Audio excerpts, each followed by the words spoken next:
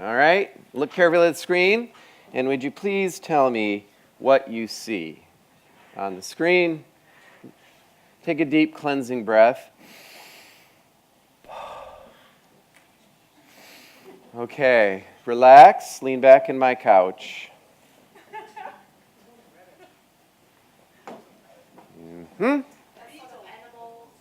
See an animal? All right, now, that of course is the famous Rorschach test. 53% of humans see a bat, and 29% see a butterfly. Why am I showing you a Rorschach test? Because I'm going to show you another ink blot of the 21st century. Are you ready? This is today's Rorschach test. What do you see? Some of you see apps that were demonstrated today.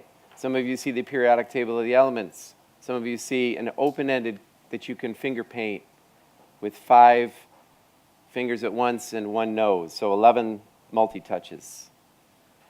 Some of you see a headache. Some of you see a demon that's going to destroy the minds of our children. There's journalists in the UK, a lot of them, some of them, who say that it will rot the children's brains and it will ruin children's literature for good.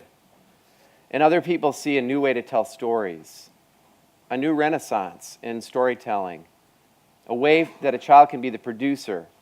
Some of you see a device for helping children learn to code. My point is that this can be anything depending on the app that is on it. And that an app is a cultural artifact. It's full of bias, and that's a good thing. We need to understand that, and we need to allow that. But we need to understand that these are man-made artifacts, and we need to look at it appropriately in that lens. It will have ethnic and gender bias because it comes from a human creation.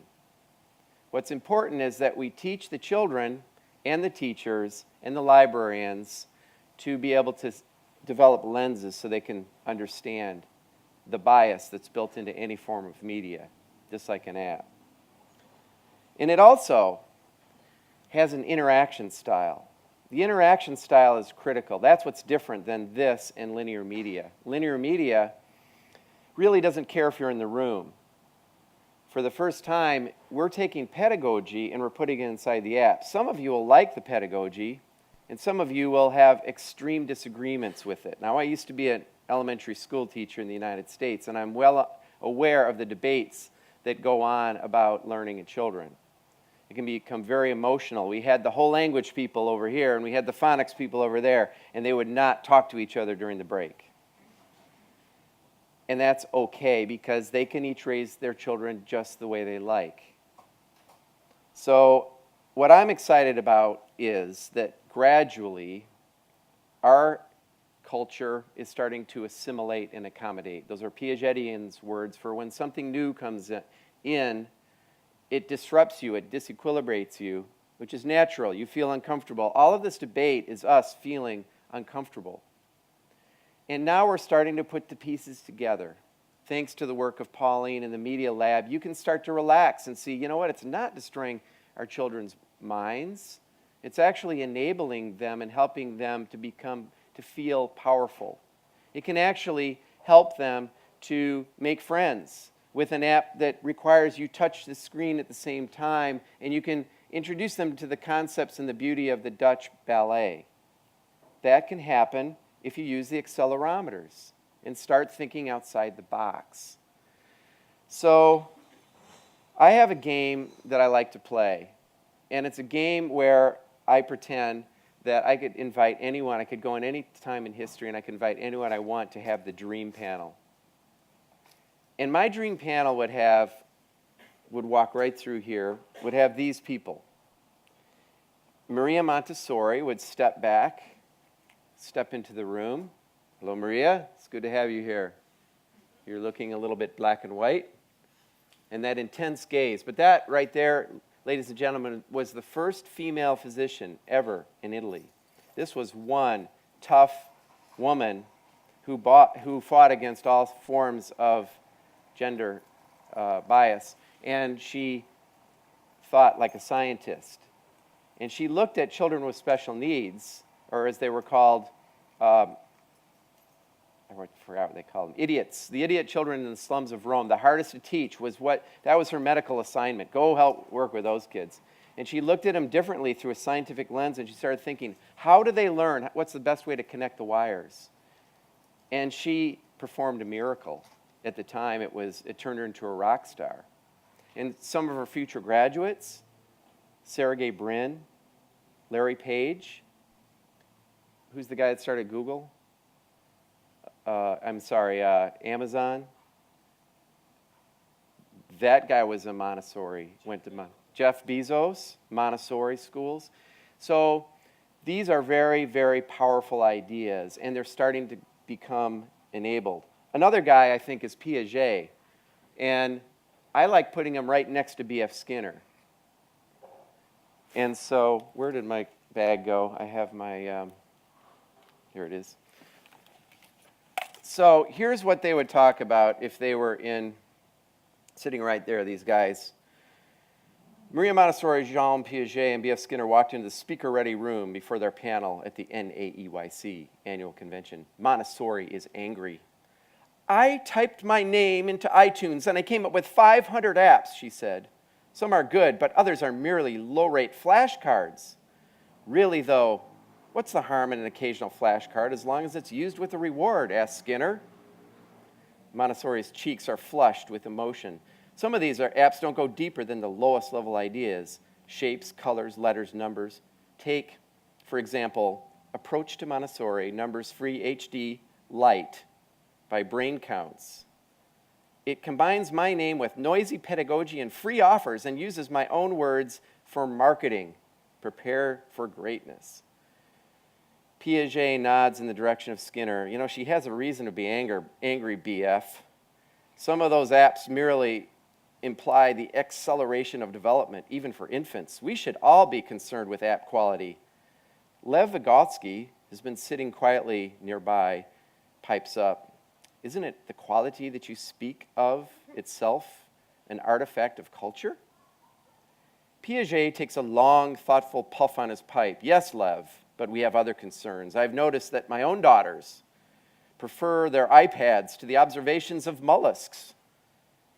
I've been observing them as they play, and I'm pleased to report that my stage theory maps well onto this digital medium. Ah, but the hands are the instruments of man's intelligence, Jean, reminds Montessori. A glass screen is abstract and symbolic, right? And it must be considered when dealing with preschoolers. Piaget waves a finger. But that won't influence the developmental sequence. A child born 100 years ago will develop much the same way as a child born this year. What is different in 2013 are the experiences due to the technology. Candlelight can be provided by LEDs, but we still have the choice of real candles. Piaget has been intently puffing his pipe, which has created quite a cloud, clearing out the non-smoking room. All of these devices have cameras, electronic eyes that can instantly bridge the concrete and symbolic, but I must agree with Maria. Well, I'm skipping ahead because Skinner got tied up in a game of Candy Crush and is really enjoying the reinforcers. So this debate would be going on just like it would, and it will continue. So let me show you the way I deal with it. The way I deal with it is I look at apps. And so I'm going to now compress an hour and a half into 5 minutes. Are you ready? This is going to be crazy. So I'm an app reviewer, and I started to see all of these different apps. And the Rorschach test thing, you know, you can find everything. I mean, there's almost 250,000 apps for children. And so what I did was I looked at the last 400 that I reviewed, and I started to think, what affordances do these experiences offer? If I started to put them into piles, what kinds of piles would there be, and can I make 10 piles? And I thought those would be pretty good chapters for a book. So what I did was I took the higher rated ones, and so that was the ratings of 4.2 or higher on our biased scale, which is biased toward constructivism. And I asked that question: what does each app invite a child to do?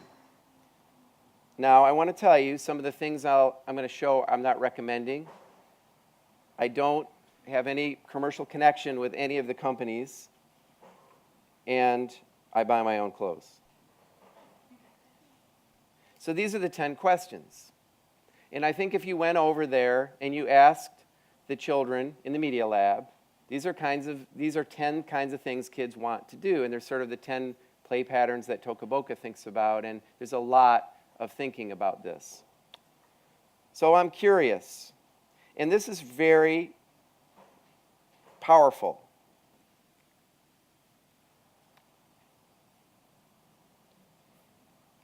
In the long version of this presentation, we look at the apps, but this is a fast version.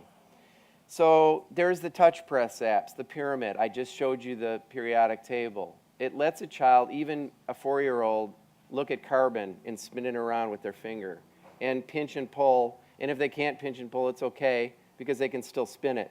So it gives them hooks that makes them feel powerful. The solar system app is really cool because I can actually hold up my iPad and look around. And even if it's daylight, I can see the stars. I can see what planet is up there if it was dark. So it gives you a layer. And I think all of us would agree, for a future astronomer, let's say a young Kepler who might be over there, to not give them that experience is almost criminal. I would argue that.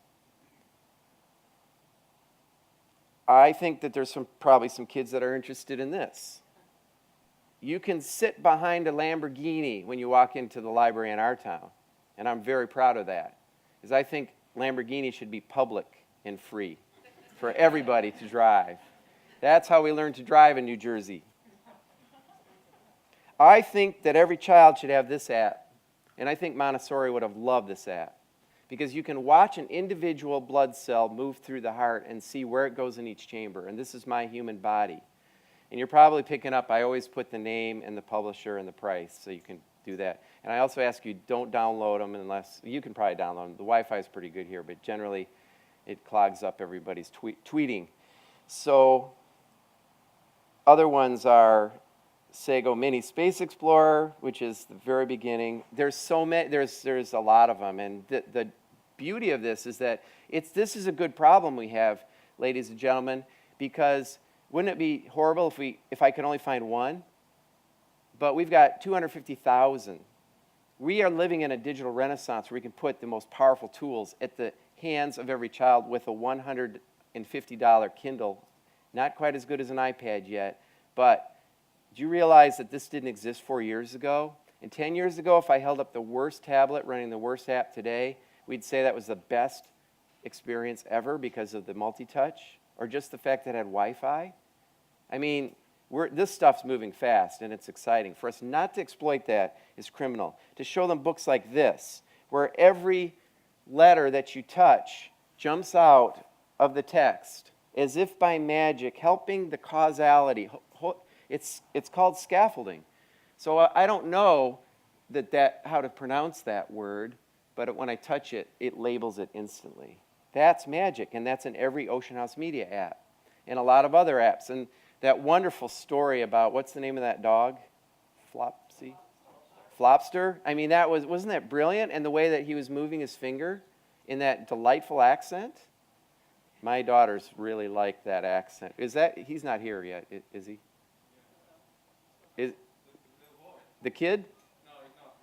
You made him sit in the doghouse? You know, I was going to go sit in the doghouse with him. I thought that was great. Yeah.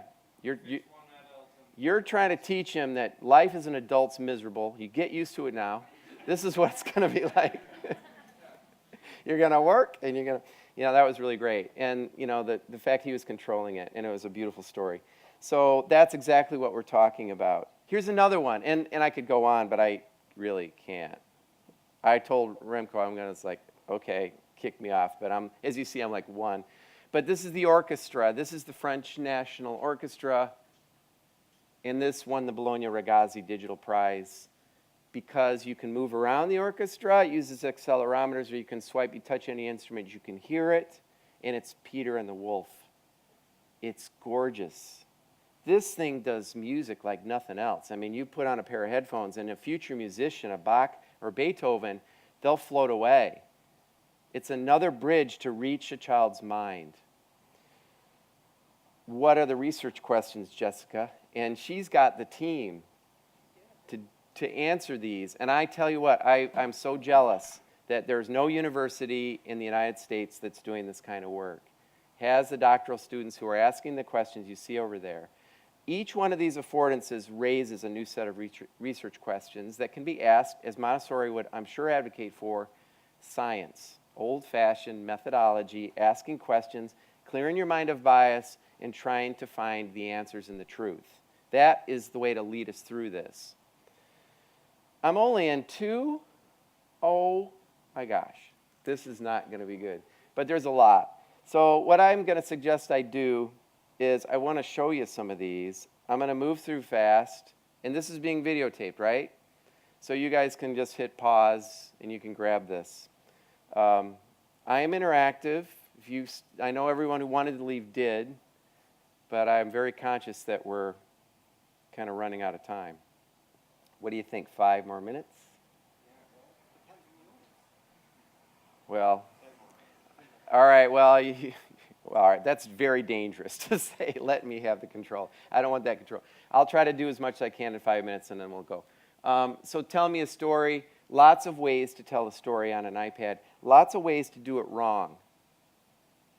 We call them page flippers. We don't need more page flippers. People trying to impose the old mindset on the new medium. Why have a $500 page flipper? Here's an example of an app where you just touch the screen once and the whole screen rotates. And if you could all just stand on your head right now, you can see the effect. But it's amazing because it slows time down and the optical illusion happens right before your eyes. And it's done in iBooks, and it's just one touch. Very minimal. And it's all black and white on a retinal display, and it's magic. The kids just sit there and they can't believe it. I'm not going to go through the Bologna Ragazzi Digital Prize. I'm the chair of that jury, and so I treat all these jury experiences as a way to listen to other people. But out of 242 entries, these were the reasons they didn't win. And I believe a lot in looking at the dust as well as the magic, because that's how you can make better products. And just a couple is load slowly. Oh, just bad illustrations or bad music. Really simple things. Or just the way the font is on the page. Simple stuff like that. They copied somebody else. Lots of beautiful art that just sits there. Another word we used was sprinkled. Somebody just sprinkled animations around that really didn't connect with the story. So again, it's evolutionary. There's a lot of lessons there. Let me tell the story. This is a new one. It's just coming out called Tell a Story. That's me.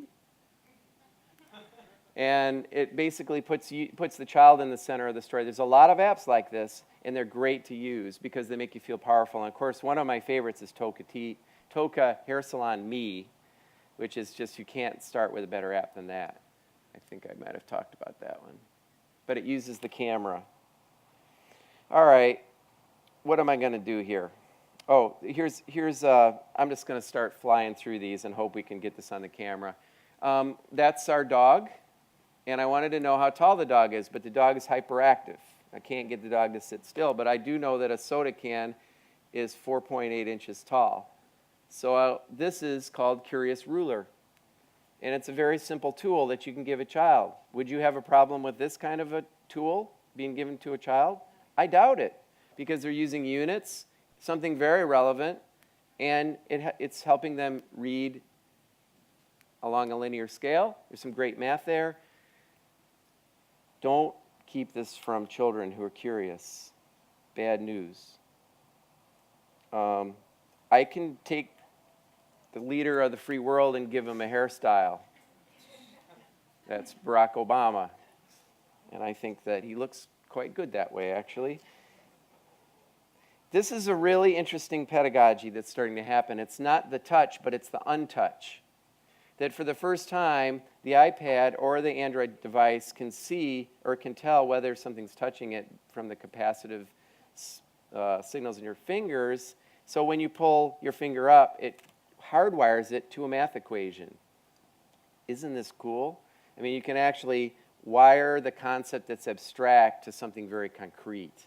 We have to look at this. Because I think I can help a child who's struggling with math make that concrete connection between symbols and their motions. One of my favorite other ones is the Nosy Crow that uses the mirror, and you actually turns your face into the mirror in the story. And of course, Color Mix, which was in Media Lab last year. Scaffolding is another trick that's very powerful. And the technique known as ghosting, so you can kind of see what to do, is not used enough, but it could be used a lot more. And that comes right out of the video games tutorials. What about a book? What would you say about a book that you're struggling, so you touch this thing right here called reading level, and you move this little slider down. This is easy, and let's say, wait, is that hard or easy? Watch, magic, the next page. I changed the text on the same page in real time. And if I'm still struggling, I make it look like this. Why not? It's interactive, it's digital. So any text, any print, I can automatically scale to the level of the child so they don't fail. All right. I'm going to show you this last video because it always comes home to the kids. And the kids are, this is Max. That's Max's finger. Max's finger has been guiding us through this whole presentation because I think that's where the real magic is. So the app is called Busy Shapes, made in France, and it's very responsive so that when you move anything, you basically try to move that shape up to there, and it just falls through, and that's really what it is. But watch what happens.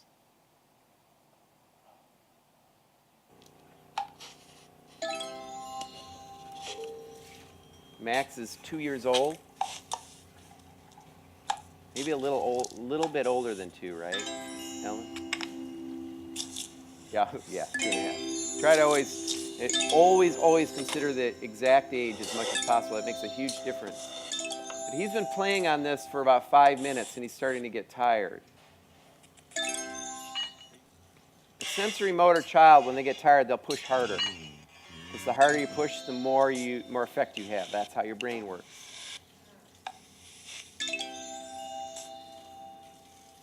This app is what I'd call an upside-down app. Because it sits there, nothing happens until he makes the action. So he's driving everything. Doesn't fit. What do we do? Oh no, it slows down if I get in that black stuff. Oh, okay, I can do one more. But I'm getting tired. Oh, that thing, that thing moves. Oh, wow, cool. Oh, shoot. All right, now, normally, if this was not a good app, but Vygotsky steps in. Vygotsky says, put in the zone of progress. Get rid of that. Bam, just at the nick of time. And it saved him, and that kept him engaged. What are the research questions, Jessica? So get your team to work on it. So anyway, I want to show you an app that is actually, I'm going to show you an app that no one's seen before.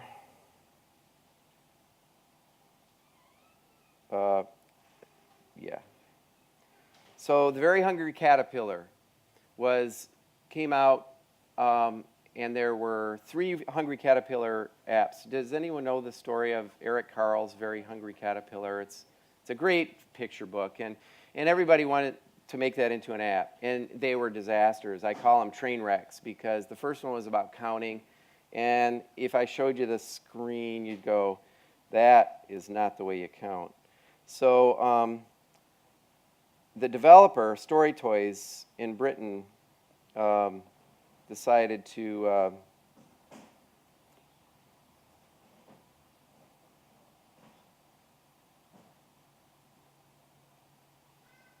they got a hold of it and decided they needed to flip the app upside down. This is very important. If you guys make apps, start thinking about the upside down teacher. Instead of, how did this app just start? What do you hear? Nothing. What do you see? It's sitting there, and he's hungry. This is brilliant design. It's a very simple thing. Oops, now something's happened. So it's sort of like a push. Okay, I'll give you that. What are caterpillars? I'm not going to even tell the child the title. I'm not even going to tell them they're hungry. I'll let the child decide if that's just an angry caterpillar who likes to put holes in things, because they might play that way. They flipped the app upside down, and they did what I think, and this is a prediction, this will be a Toca Boca level app. I also like the fact that you can turn and it's 3D, and children can't sit still. So I'm really wishing that Willow was still here, because I wanted her to hear what she'd have to say about this. But and this app is not out. It's coming out next week. So I just wanted you to give you a sneak peek on something here. And he keeps getting hungry, and I have to fill up his meter and play with him. So anyway, that is, it's kind of like Tamagotchi with a Very Hungry Caterpillar. Okay, I just wanted you to see that. It's a very simple idea. Flip it upside down, let the child have control of the caterpillar, and it becomes powerful. And that's really what drives me and what I'm about. Thanks for having me here and all the great talks today. And I'll turn it over to you, Remco. Okay, America is a big market, so a lot of apps are developed there. The Netherlands is a lot smaller. You have so many cool stuff. We have cool stuff as well. But do you look at other markets as well? I do as much as possible, and it's really wonderful. And I'm also the chair of the Bologna Ragazzi Digital Prize. So I'm very conscious, I know, Jess, you are too, of being American and trying to think broadly about the globe, and that we're not the only, that ethnocentrism is very dangerous. So what's really interesting and a little scary is that iTunes is becoming the United Nations of ideas. It's the common currency, and Toca Boca will tell you that some of their biggest customers were in Arabic-speaking countries that they didn't even know about. And when they looked at their sales charts, Bjorn Jeffrey tells the story, it's like, what is this country, Qatar? They had to look it up, but they're buying, all their apps. And so I like to flip that upside down. The Dutch creativity and what's special, and I've looked at Letter School, for example, which is one of the most popular apps in the U.S. schools, because it has Zaner Blosser and Danielian. How did they do that? I have no idea, but that's a beautiful app. And so you have the opportunity to reach and export some of the creativity that you just heard about from Rock Labs, Rockstar. Yeah. I mean, the creativity I've seen here, iTunes is a pipeline for everybody, but you have to be very aware of localization issues, about spelling the word color the correct way,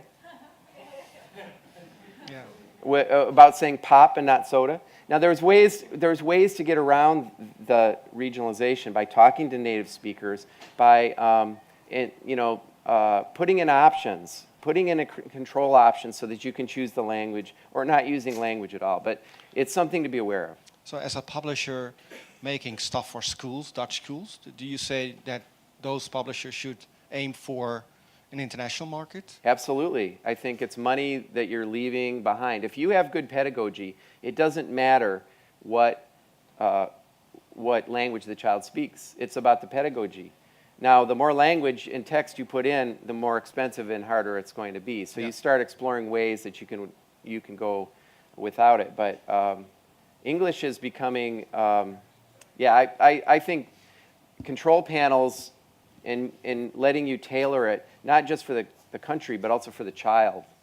That's really a big business. Individualization is just beginning. Not a lot of people are doing it well. Thank you for coming.